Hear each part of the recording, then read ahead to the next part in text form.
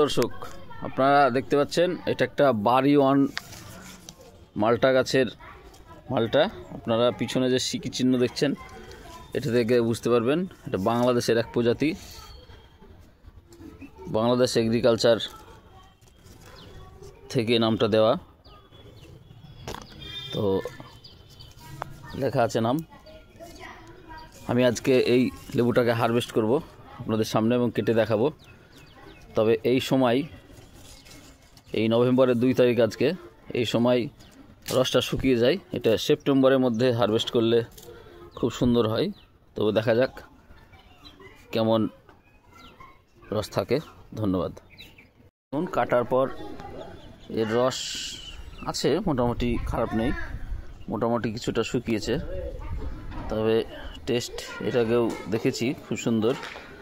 আর একবার খেয়ে আপনাদেরকে জানাবো পরবর্তী সময় টেস্ট কেমন হবে।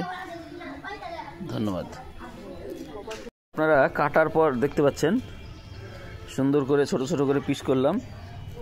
এবার খাবো, খেয়ে আপনাদেরকে বলবো যে কেমন টেস্ট।